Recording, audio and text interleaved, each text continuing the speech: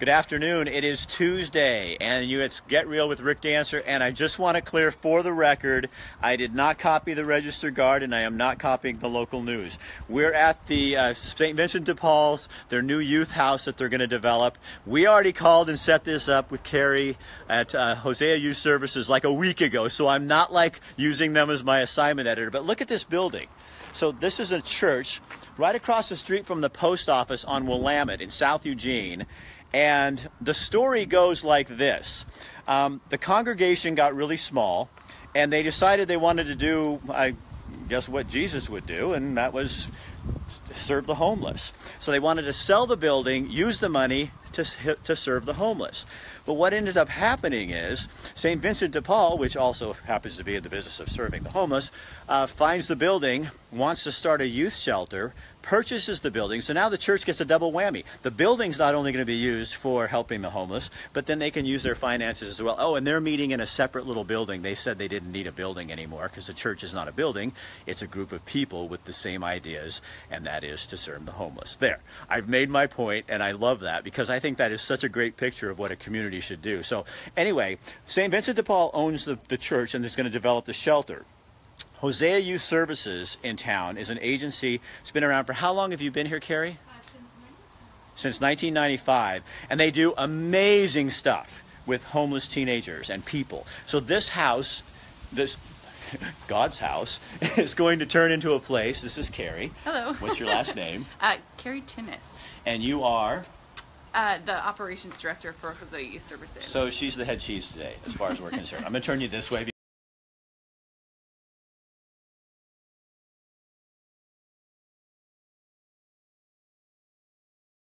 This is a 13-bed unit for girls 16 and 18. They have to be enrolled in school and homeless or at risk of becoming homeless. In McKinney-Vento,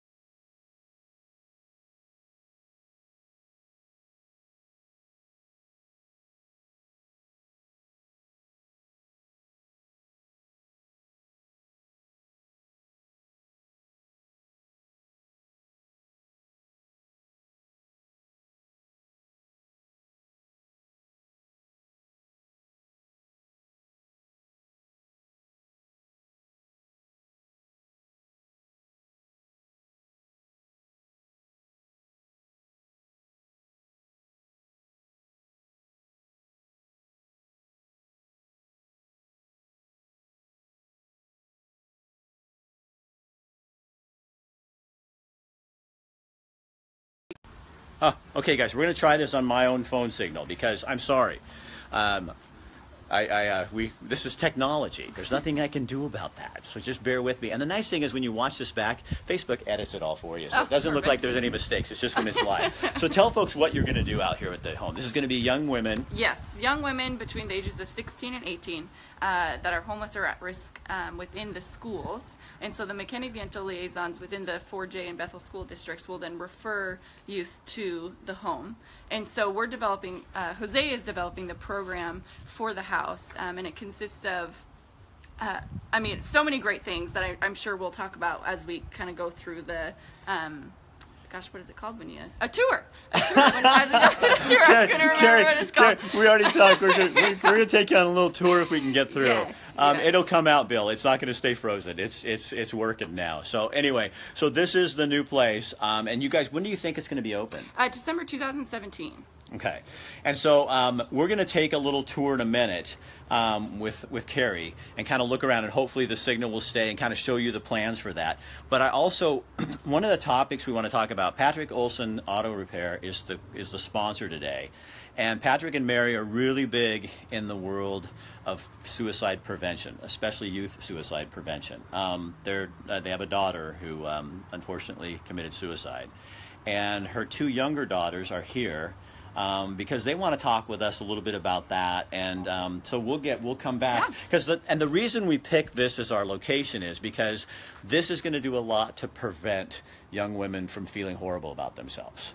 And you're going to be providing a place for them. And I thought this would be a perfect atmosphere to come and talk about this topic. And then Frank King, if you guys know who Frank King is, you probably do.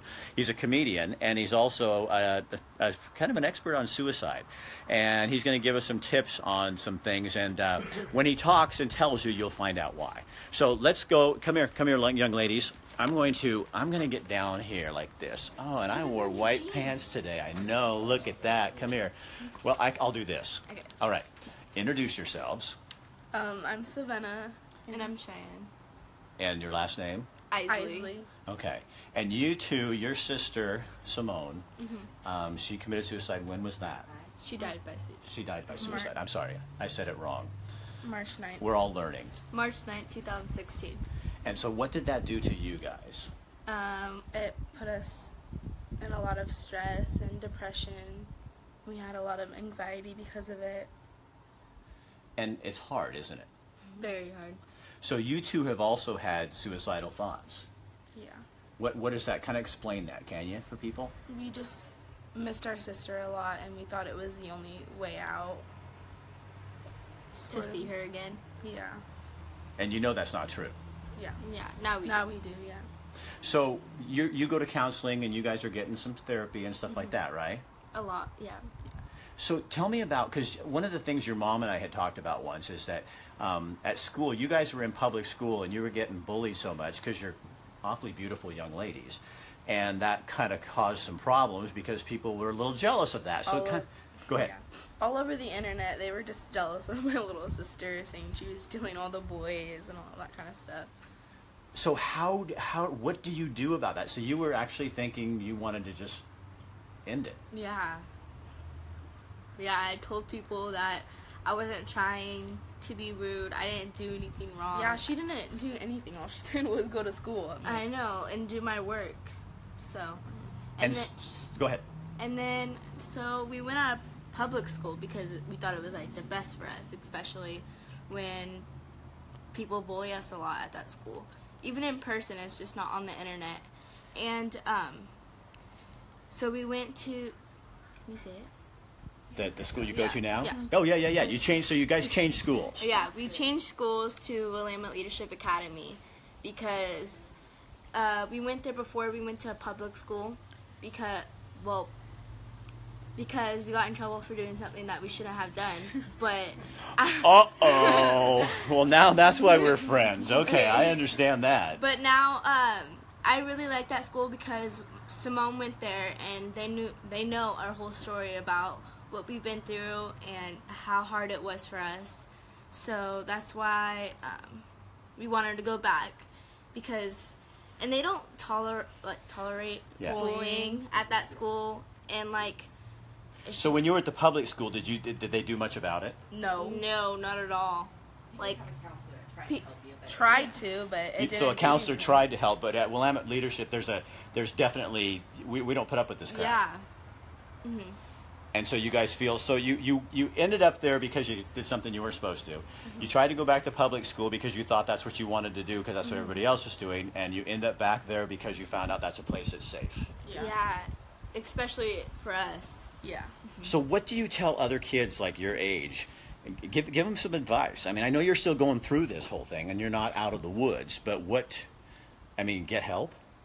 Yeah. Say something? Tell your mother. Family. Tell your family. I mean, how are you feeling? Don't just help. let it all in. Mm-hmm. Get help, and don't let people tell you that you're not perfect because everybody is. Mm-hmm. And so don't believe what people say? Mm-hmm. Don't believe if it's negative. Don't believe what they say. All right. You guys are really brave. Don't you guys think they're brave? And you're very beautiful. And I think it's fun. It's awesome that you come in and do this because that takes guts. And Mary, did you want to say something? They have said something to me about it being a final decision. Once that's done, we don't get that person back. Oh, yeah. Do you think kids your age don't understand that? Because they throw out, I'm going to commit suicide. Oh, the test didn't work and I'm going to kill myself. Yeah. Talk about that a little bit, okay, real fast? Oh, so I pretty much... Okay, so I was in PE, and there was this guy who kept on saying, kill yourself to other people. It was some kind of, joke, and he was like my friend, and was like, you know what my story is, you shouldn't say that. And you know about my sister, and I can't believe you just said that right in front of me. And so he like apologized like 2 hours later, and then I just hear like other people saying it. So I went and told the principal, and the principal found out sometimes some days he can go into the classrooms and tell them that that's not okay and stuff. So do you think kids your age don't understand that it's final? Yeah. Yeah. Simone is not coming back. No, she's not. So making jokes like that, it literally is not like funny to anybody who lost somebody from suicide. Like You don't know either. Like you don't Right. know. It's not something That's people like- go around and broadcast. Yeah, and like back in the day, I'm pretty sure not that much people said that, but like now, like since the internet and stuff, it just keeps on happening more and more. All right. Yeah. All right, you girls. Thank you. Thank you. Thank you for coming and talking to us. Frank, come here, buddy. Sir. Okay, this is Frank King. So talk to me, man. Okay, first of all, something you should know. It's not committed suicide because people commit crimes, people commit sins, so there's baggage, there's a stigma attached to the words commit, so the safe language is they died by suicide or they died of suicide. Okay, that's good to know. 'Cause I didn't. I mean, Well, I'm in the news business, and I didn't even know that. now- So Once before. yeah, she told me, but it's hard to your job. remember because it's like that's God. It's Well, just- I've said it for 60 years or 59 years until last year when I began to study the safe language. And you're probably asking yourself, comedian and comedy writer. and suicide. How does this go Depression and together? suicide. Well, Yeah. it's generational suicide in my family. It runs in my family. Generational depression and suicide. Actually, in some families, it's 4 or 5 generations back. In my case, my grandmother committed suicide. My grandmother died by suicide, and my mother found her. My great aunt, my grandmother's sister, died by suicide, and I found her with my mother, and I was 4 years old. Which actually ups the ante that if you're already hardwired for it and your chemistry is such that there's even a better chance that you will attempt suicide. And I came very close in 2010, height of the recession, lost everything, filed Chapter 7 bankruptcy, and I had a plan. And You had a plan to to kill yourself. end my life, yes. And it's a long story as to why I didn't, but it. What do you learn from that, Frank? Well, and something I think people should know is, you'll hear the question, why did he want to die? And I tell people, I did not want to die. I just wanted the pain to end. Yeah. If I could have done it and then woken up the next morning without the pain, that would be ideal. But as the young lady said, there's no going back. Do you think people don't understand that when they're in that place? We know it in our head, but do you really know it in your heart that this is done? Yes, I believe so. Again, I think because it's really hard to describe to somebody how deep and dark the pain is. It's especially somebody who's never battled that sort of darkness. I wrote something the other day because I struggle with depression, and I wrote something on there the other day, and people were coming on and going, I had some people coming on going, get over it. Just get over it. And I was like going, so me being the kind and considerate person I am was just railing on them, because it's like, if you have not experienced depression, and I wouldn't equal mine to anybody's or anything like that, but if you haven't even experienced that before, do not be judging people for what they go through, because you do not know what that dark hole feels like. I was in the same Facebook Facebook chain of back and forth, and what the gentleman was saying, who I blocked by the way, was well, if you're depressed, it seems to be very popular, very fashionable to be depressed. You need to choose joy, as if those of us who battle depression, is that it? Don't you think 60 years ago I would have chosen joy over the way my brain works? And let me tell you something. You asked the young ladies about thoughts of suicide. That's my tribe, people who battle depression and for whom the idea of suicide is always on the menu. For the simplest things, my car broke down 3 or 4 months ago, and I thought 3 things. 1, I could get it fixed. 2, I could buy a new one. Or 3, I could just kill myself. And I wasn't going to seriously kill myself over a vehicle, but that thought just bubbles up as an option almost for anything, any sort of struggle, that just bubbles up into and that's the way we're wired, unfortunately. So Frank, do something for me, because I know you have to go to a meeting too, but tips. What can people do? You know what, honestly, what can people who are in your position do? I think I would rather focus on folks that are in that camp? Oh yes, well I think that for their loved ones, let's talk about signs of depression. Signs of depression: difficulty getting started in the morning, rallies in the afternoon, loss of appetite, eats too much, sleeps too much, cannot sleep, loses interest in social gatherings, social functions in which they previously had or took great joy. It's important, by the way, things not to say to somebody who you believe is depressed or has been honest and told you they are depressed. Don't say pull yourself up by your bootstraps, turn that frown upside down, and the classic get over it. Here's what you do say. I'm here for you and mean it. I know you're not crazy, lazy, or self-absorbed. I know that mental illness is a disease. Here's the good news: with time and treatment, things will get better. I will take the time and mean it. I will help you get the treatment and mean it. And here's the question that's almost always the most difficult to ask if they are depressed. Are you having thoughts of suicide? There is a school of thought where you should never mention the word suicide to somebody who's depressed, which is ridiculous, like they hadn't thought of it before. Signs that they may be contemplating suicide. They are giving away their prized possessions because they want to make sure that whoever, when they're gone, they get those possessions. Writing or in their artwork, death appears as a theme, or they're constantly talking about or Google searching death and dying. So what do you do if somebody says yes? Well, I mean, if I'm asking that question and they go, yeah, what do I do? Next question, do you have a plan? And then the follow-up question, if they have a plan, you say, what is your plan? Here's the deal. If they're depressed and having thoughts of suicide and have a plan and it's detailed, do not leave them alone. Okay. If you have to leave, find somebody else to take your place, and your job at that point as a mental health first responder is to get them on the phone, either talking or texting with one of the suicide hotlines. And if they won't pick up the phone, you pick up the phone, you call the hotline, and the volunteer will undoubtedly work as hard as they can to get the phone into the hands of the person who is in crisis. Now, here the question always comes up, when do I call the cops? If they're a danger to themselves or others, call the police. And can I pump one organization here in town? Please. And then I'd like you to give how people can get a hold of you too, because Okay. you do this kind of talk. It's the National Association from National Alliance for Mental Illness. You can go to namilane.org. Everything they do is free. They have programs for families, for individuals. They have peer counselors. And here's the thing about a peer counselor. Somebody who has battled depression, like the young women, and have had thoughts of suicide, we are in a club none of us ever wanted to join, but we all think the same way and we speak the same language. That's the beauty of a peer counselor. And here's the metaphor I give. There's a guy down a well, and his family and his friends come by and they look down the well and they're sympathetic. We say, something I could do for you, and move on. Finally, a guy comes by and looks down the well and then crawls over the wall of the well, down as far as he can with the handholds, and then drops into the well. And the guy in the well says, what are you doing? And he goes, I'm here to help you. And he goes, well, you're in the well. How can you help me? He goes, I've been here before. I know the way out. Okay, so can I ask you a question? Yeah. So when you were telling that, you were obviously moved and a little choked up. Where's that? Well, that's my tribe. These are my people. That's my goal in life, is to give people permission to give voice to their experiences and thoughts surrounding depression and suicide. Because the amazing thing is, just mentioning the words depression and suicide out loud elicit the most amazing responses from people, some of whom I've just met. It's almost as if they're just waiting for somebody to utter the magic, or in this case, tragic words, depression and suicide. People I've just met to tell me the most amazing. Again, I've become the permission fairy all of a sudden when I utter those words out loud. And So how can people get a hold of you?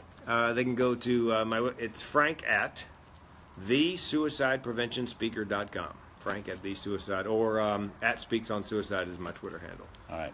Thanks, man. Oh yeah, man. I like you. Yeah, I love your hair. Who doesn't? Patrick, come here. Oh, hey, Frank, next time you have car trouble, Yes, Patrick. Yeah, if your car breaks down, This is- you know what I mean? You don't have to worry Let me about be it. the fourth I'll thought. get the fourth solution for you. And this is the better of the solutions. my head. So you guys, this is Patrick Olson from Patrick Olson Auto Repair. Those are your daughters. These are my stepchildren right here, yes, and this is my wife Mary. We own the business together, and so it hits us firsthand, and that's why every September we do a Love in Every Hug out in remembrance of Simone, to try to raise money that we can put back into the schools to hire people such as Frank King, a professional speaker who knows, to be able to sit down at the bottom of the well, like he says, with children who, maybe their parents don't want to hear about it, maybe their friends don't want to hear it, or they're afraid, but it's like he wants to be able to talk to them and be a peer counselor, and I'll co-sign that 100%. So when it comes when it comes down to this. It's an important matter for us. You know, we're business owners.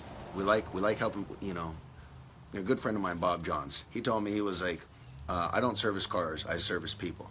We do that on and off the clock. You do, you really do. And when it comes to people like Frank King and his services that he can provide, we want to help raise money, and that's why we do a thing called Love in Every Hug every September, to raise money to put back into the schools to make more awareness in our community. It's like, because it's like taboo to talk about it. Right. Because and that's what I love about Patrick, is because you can come on here and talk about all you do. It's your business, and we'll show your commercial. You can, people can see what you do. But this is, I mean, you guys, this is why we do what we do. This is who he really is. I mean, this is where the rubber hits the road, where you're taking hard issues like that a lot of people want to ignore. Yeah. And Patrick says, I want, the girls want to talk. Yeah. And I went, I'll find a place for them to talk. And I thought this was perfect, because this is hope behind us. Yeah. And then they know Frank, and I heard about Frank, so we put this all together so you guys get educated. And once again, I get educated because I'm using the wrong terminology. Yeah. But you guys, we can always have to be willing to be wrong, you know, and to be corrected. Yeah. And when you're done, I think that you can't always be right, otherwise your name's Jesus. So, do you have anything? Do you want to pitch anything from your business? Anything going on? You know, we're just we're busy down at the shop, dealing with a lot of chaos right now. But in the end, everything's going to be great. You know, and we enjoy helping people. We enjoy servicing the community. And just doing the right thing. So it's Patrick Olson Auto Repair on 7th Avenue, Yeah. right next to, you're just down from Taco Bell, aren't you? Yeah, right between Taco Bell and the old Hollywood Video. So if you drive past us, honk. All right. Otherwise, you can come back the alley and pull in the back, and we'll help you there too. Okay, yeah. And security services, we're looking for some help. Yeah, absolutely. Yeah. All right, thanks. On a buddy. side note, hey, good Thanks, to see you thanks. guys. One love, guys. Okay, Carrie, come here, man. We're going to see, I'm going to hope. Let's just see if this will continue and hold us in here. You guys, so it's kind of dark in here, and we're going to see, but we've got a plan here. I'm going to show you the plans. So you're taking classrooms, Carrie. We're at Hosea Youth Services. We're actually at the St Vincent de Paul Youth House, and this is an old church on Willamette Street, and Hosea Youth Services is going to run the program. St Vincent de Paul is doing the work. To fix this up. And so you're going to have to kind of talk to them about what you're going to have as we're showing this here. Okay, so this looks to be the main and lower floor plan, which is what we are on right now. So the sanctuary, the old church sanctuary, is going to be more of a community space. So that's a space where events can be held, you know, mentors can come and meet with kids. It's just going to be a really neat space, that almost like an event space. So Carrie, so you'll have how many girls in a room?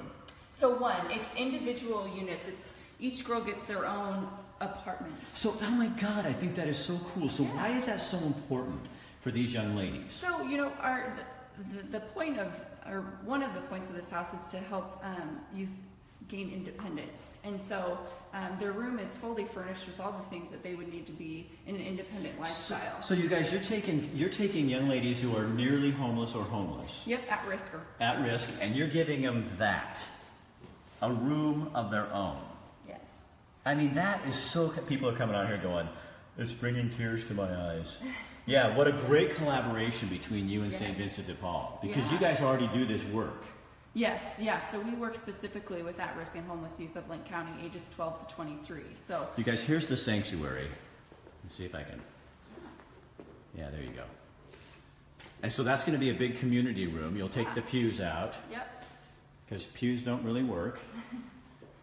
That's why they call them pews. And then upstairs, let's see if we can do this. Okay, guys, we're going to try this and see if my signal will hold. So I can take it in. Look. So this is quite an undertaking because you're putting bathrooms in every room. Yes, yes.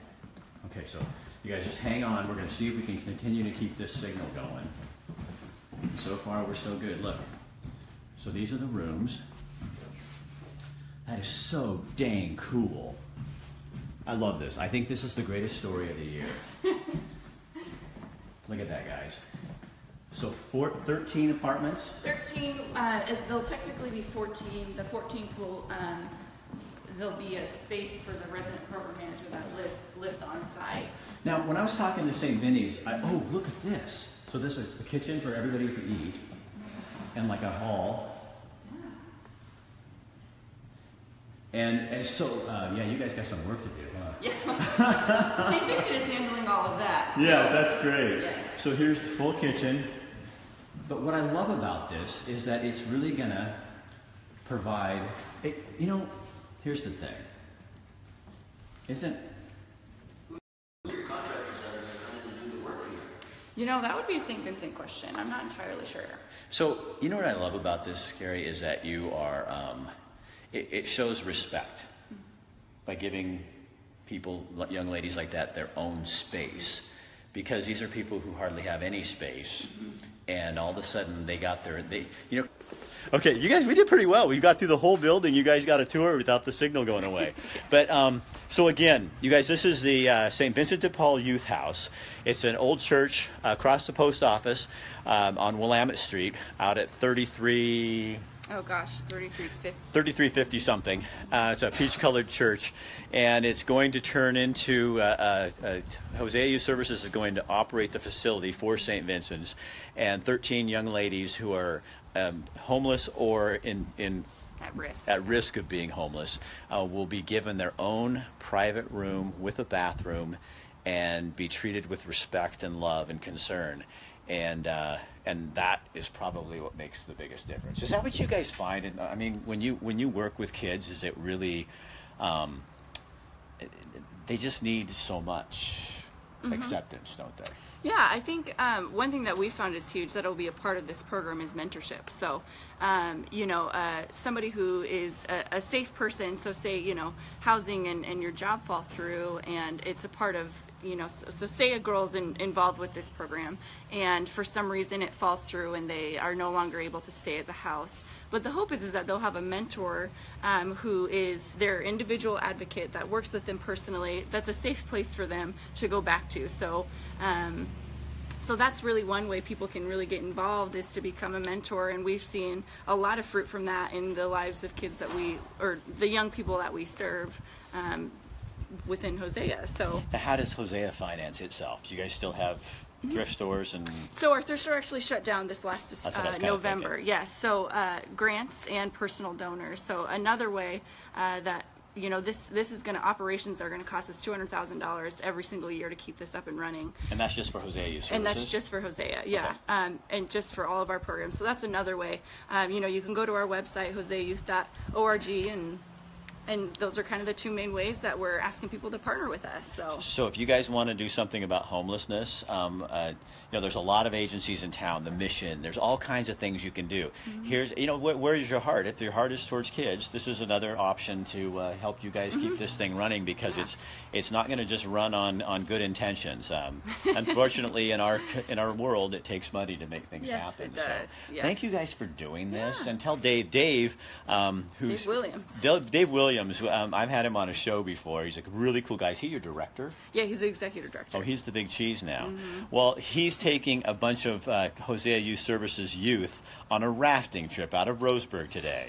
Yes, yeah. So the next time we do this, in December when you open, you get to go take the kids, and I'll have Dave on the show, because I think we're going to get some payback here, don't you think? Yeah, I'm not sure if I want to go rafting in December. No, we'll find something fun for you, a sleigh ride or something like that. All right, well, thank you for Nice. letting us go in. Thanks, We appreciate it. Yeah. Patrick, you want to say one last word here?